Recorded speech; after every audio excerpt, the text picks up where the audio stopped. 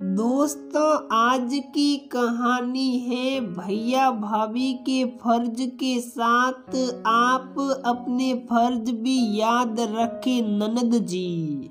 दोस्तों, कहानी शुरू करने से पहले अगर आपने हमारे चैनल को सब्सक्राइब नहीं किया है तो सब्सक्राइब कर लीजिए ताकि आपके पास पहुंचे हर नया वीडियो।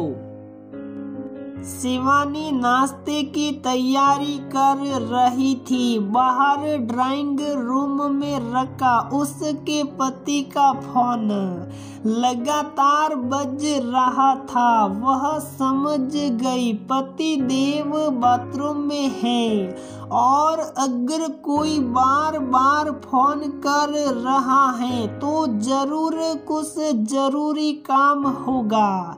ये सोच वो बाहर आई। फोन पर उसकी ननद का नाम आ रहा था। अरे ये फोन नहीं उठा रहे तो दीदी मेरे फोन पर कॉल कर लेती। ऐसी क्या जरूरी बात है जो केवल उनसे ही कर ली थी।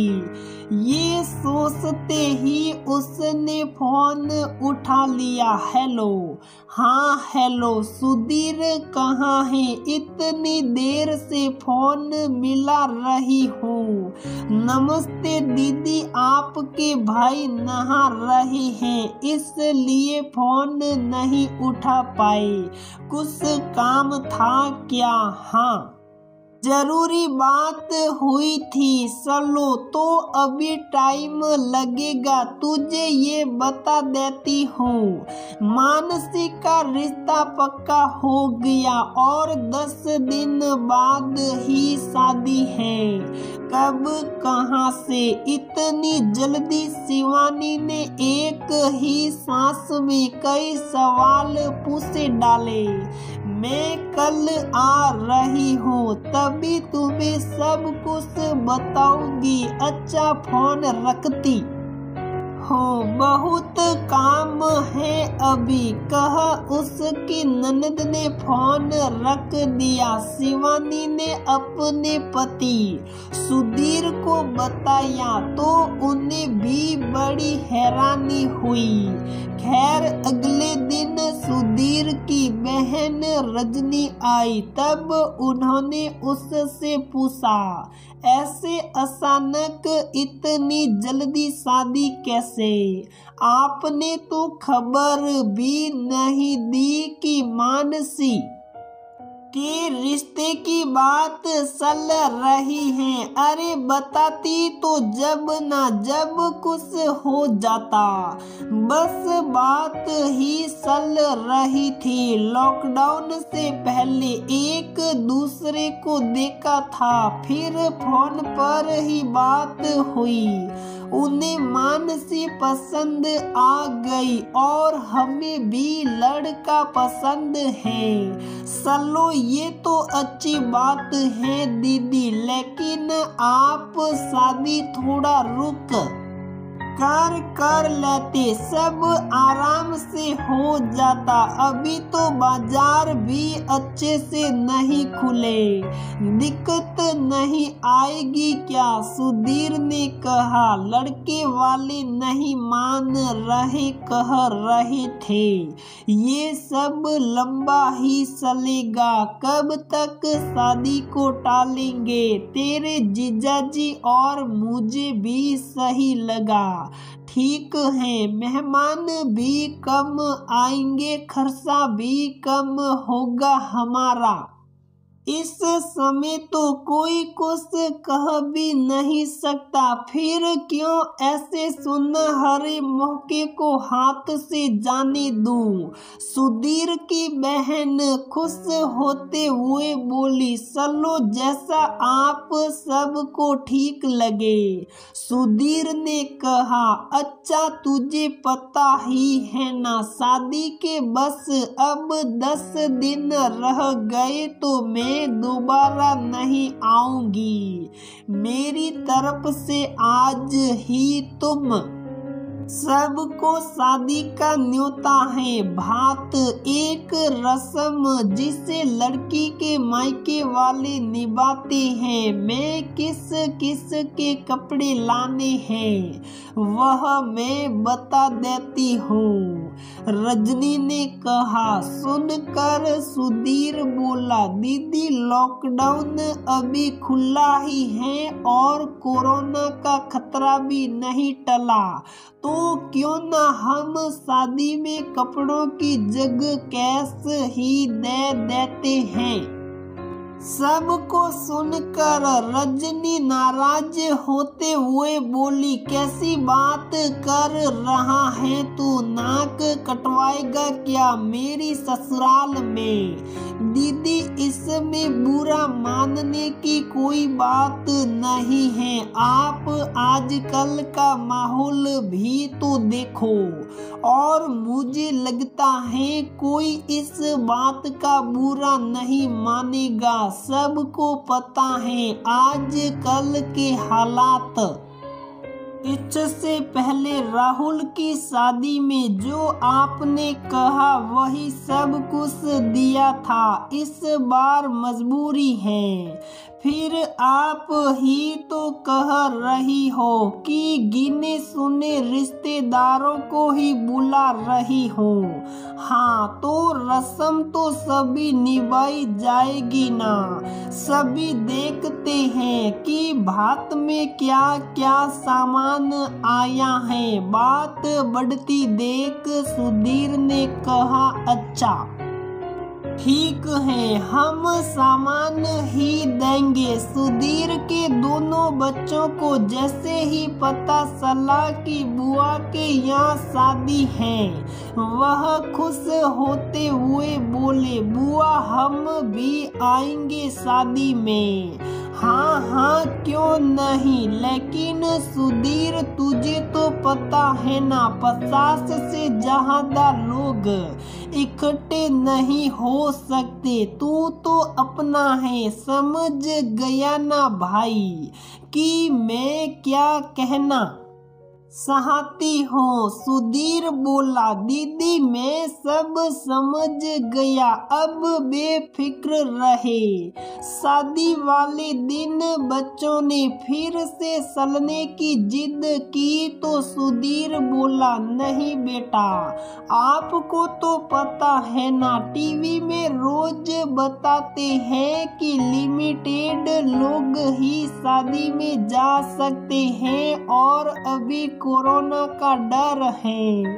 आप तो बहुत समझदार हो ना। ये सुनकर सुधीर का बेटा बोला, पापा ठीक है, हम नहीं जाएंगे, लेकिन आप बुआ के घर से हमारे लिए मिठाई जरूर लाना।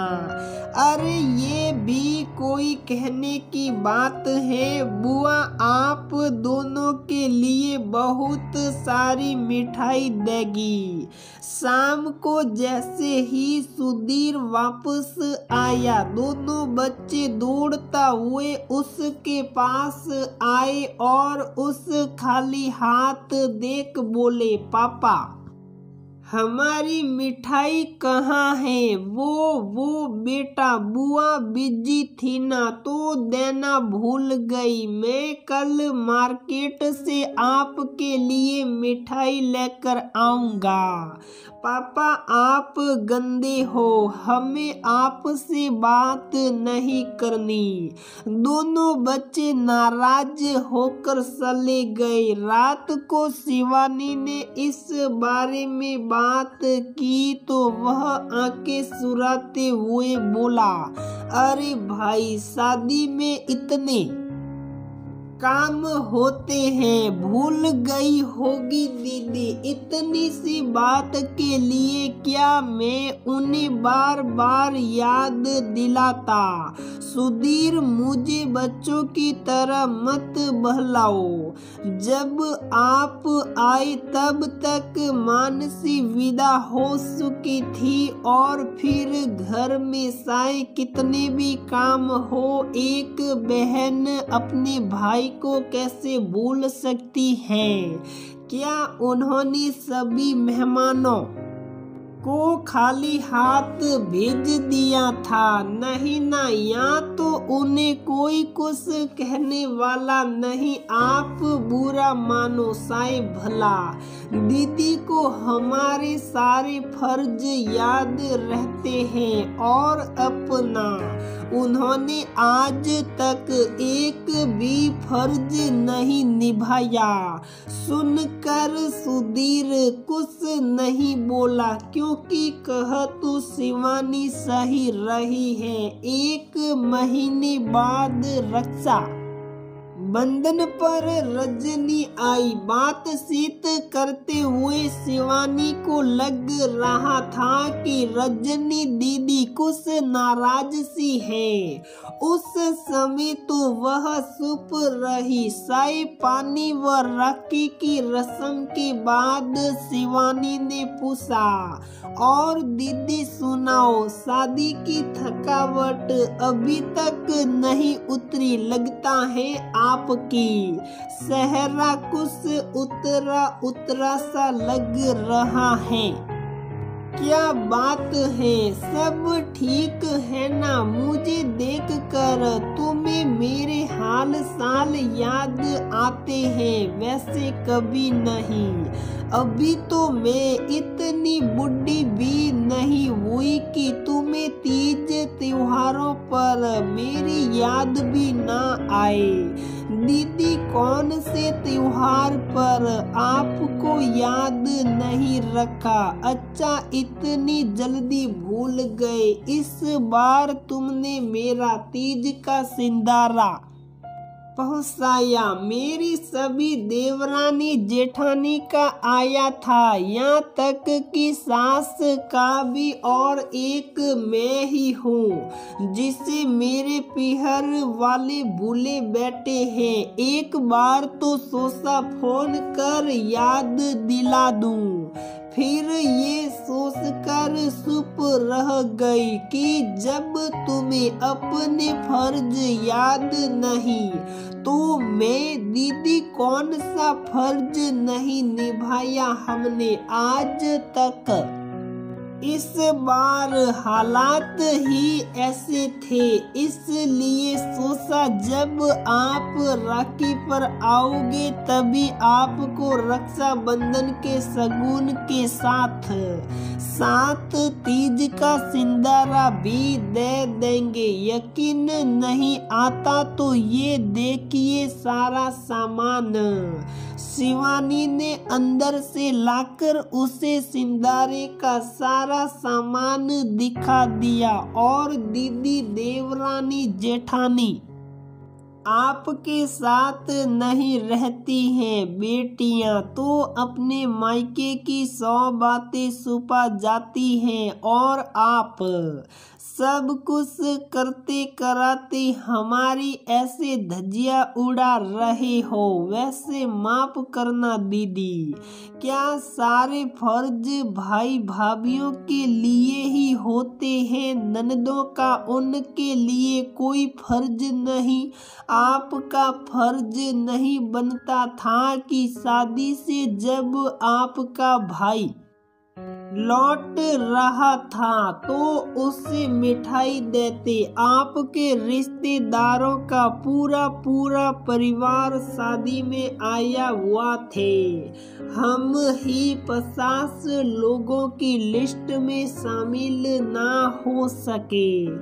जब करके भी इतना ही सुनना है तो मुझे भी अपनी जेठानी के नक्शे कदम पर चलने में कोई बुराई नजर नहीं आती। शिवानी के तेवर देखकर उसकी ननद कुछ नरम होते हुए बोली, अरे नाराज क्यों होती है? मैं तो बस ऐसे ही मजाक कर रही थी, और मिठाई तो मैं इसे दे रही थी कि अचानक किसी ने मुझे काम में उलझा दिया तुझे तो पता है शादी वाले घर में कितने काम होते हैं। वैसे मिठाई तो मैं आज लाई हूँ ना, इतनी छोटी छोटी बातों पर नाराज नहीं होते। वह शिवानी को खुश करने की कोशिश करते हुए बोली, बात मिठाई की नहीं दीदी, जैसा आप कह रही थी फर्ज की है। आप हमारे फर्ज के साथ साथ हमारे प्रति अपने फर्ज भी याद रखिए। एक तरफा रिश्ते कभी नहीं निभते।